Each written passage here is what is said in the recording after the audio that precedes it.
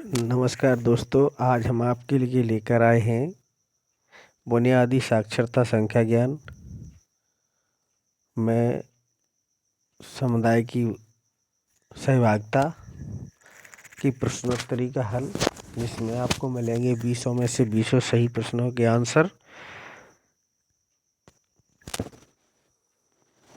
स्थानीय रूप से उपलब्ध निःशुल्क सामग्री का कलात्मक गतिविधियों के साथ प्रयोग एवं प्रदर्शन करना किस प्रकार की गतिविधि है? तो दोस्तों, इसका सही आंसर है संलग्न रहने वाली गतिविधि। अगला है सामुदायिक सहभागिता विद्यालय और बच्चों के लिए क्यों उपयोगी है? तो इसका सही आंसर है समुदाय के पास भौतिक, वित्तीय और मानवीय बहुत से संसाधन होते हैं जो कि विद्यालय और बच्चों के लिए है। अगला है बच्चों के अभिभावकों की संबद्धता की आवश्यकता का मुख्य कारण क्या है? इसका सही आंसर है बच्चों के विकास और सीखने में एक महत्वपूर्ण बड़े कड़ी बनने के लिए। पालक शिक्षक संघ की बैठक में जब शिक्षिका बच्चे द्वारा किताब उल्टी पकड़ने की बात करती है तो वह बच्चे के किस समझ के बारे में बात कर रही है? तो इसका सही आंसर है बुनियादी साक्षरता और किताब पकड़ने के तरीके के बारे में। FLN मिशन के दिशा निर्देशों में अभिभावकों के संबद्ध करने के लिए निम्न में से कौन सा सुझाव दिया गया है? आकलन के परिणामों को साझा करना। पालक शिक्षक संघ की बैठकों में नियमित रूप से सम्मिलित होने से अभिभावकों को बच्चों की किस क्षेत्र में प्रगति के बारे में पता चलता है? सभी विकासात्मक क्षेत्रों में। बुनियादी साक्षरता को बढ़ावा देने के लिए अभिभावकों को बच्चों के साथ गाना चाहिए तथा ऐसा करते हुए उन्हें क्या पहचानने के लिए प्रोत्साहित करें? गीत और कविता में तुकबंदी वाले शब्द। अभिभावकों और समुदाय के सदस्यों को प्री स्कूलिंग कार्यक्रम से कैसे संबंध किया जाना चाहिए? नियमित संवाद, कार्य विद्यालय तथा पालक शिक्षक संघ की बैठकों और अभिभावकों के सम्मेलन के माध्यम से। अभिभावकों और समुदाय को अनुपयोगी तथा पुनर्नवीनीकरण सामग्री लाने के लिए कहने से किसमें मदद मिलेगी? FLN गतिविधियों से संबंधित बच्चों के लिए सुरक्षित खेल और खिलौनों का सृजन करने के लिए। ये सही आंसर है। अभिभावक व्यक्तिगत या सामूहिक रूप से प्रासंगिक उपयुक्त गतिविधियों को स्थापित करा सकते हैं। उचित प्रसंग क्या हो सकता है? बच्चे का परिवेश या वातावरण तथा अनुभव। अगला, विद्यालय और परिवार के बीच सहयोग के समर्थन करने का महत्वपूर्ण कारण क्या है? इसका सही आंसर है इस तरह के सहयोग से बच्चों के विद्यालय और घर पर सीखने में सहयोग मिलना। घर पर उत्तेजक वातावरण के निर्माण के लिए क्या उपलब्ध कराना चाहिए?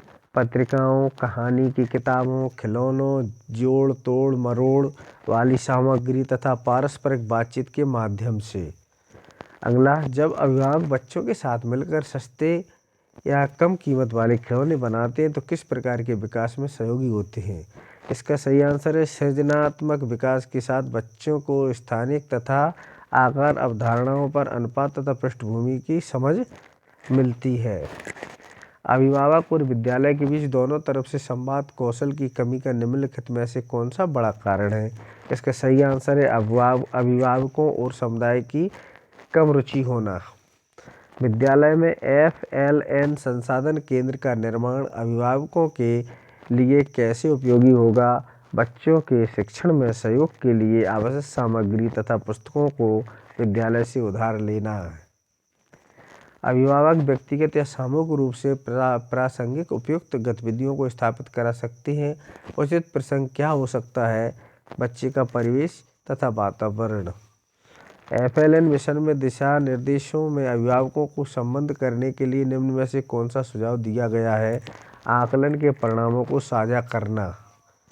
विद्यालय और परिवारों के बीच मजबूत संबंध बनाने के लिए बहुत से तरीके हैं। इस उद्देश्य की प्राप्ति के लिए निम्न में सबसे अधिक क्या आवश्यक है? इसका सही आंसर है बच्चों के सीखने और विकास के सभी पहलुओं पर दोनों के बीच निरंतर संवाद स्थापित करना।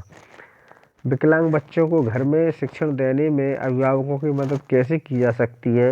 इसका सही आंसर है होम स्कूलिंग के लिए विशेष शिक्षकों के साथ मिलकर काम करने वाले संसाधन केंद्रों द्वारा घर में शिक्षण के मार्गदर्शन करें।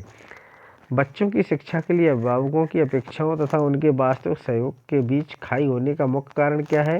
तो इसका सही आंसर है अभिभावकों और शिक्षकों के बीच सार्थक सहभागिता का पर्याप्त उन्मुखीकरण नहीं है। अगला, बुनियादी साक्षरता के लिए बच्चों को घर पर करवाई जाने वाली गतिविधि का चयन निम्न में से कैसे करें? साझा पठन। इसका सही आंसर है साझा पठन।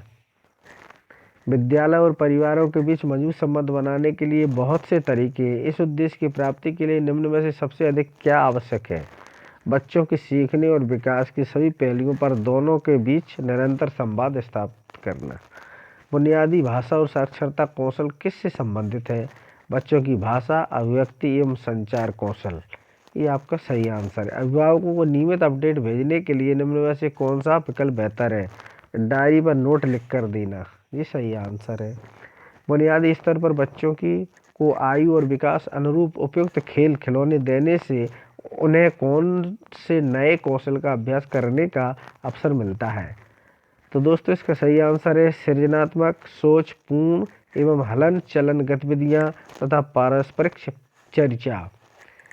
नेक्स्ट, बुनियादी साक्षरता और संख्या ज्ञान के लक्ष्य कौन से हैं? 4 क्षेत्रों में निर्धारित किए गए हैं।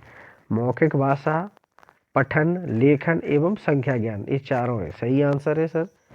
अब अभिभावकों द्वारा बच्चों की कहानी के प्रति जागरूकता बढ़ाने के लिए कौन सी गतिविधियां की जा सकती हैं? तो इसका सही आंसर है कहानियों का चयन, गाने का गाना, बच्चों के साथ वार्तालाप, और इसका सही आंसर है जोर से बोलकर पढ़ना।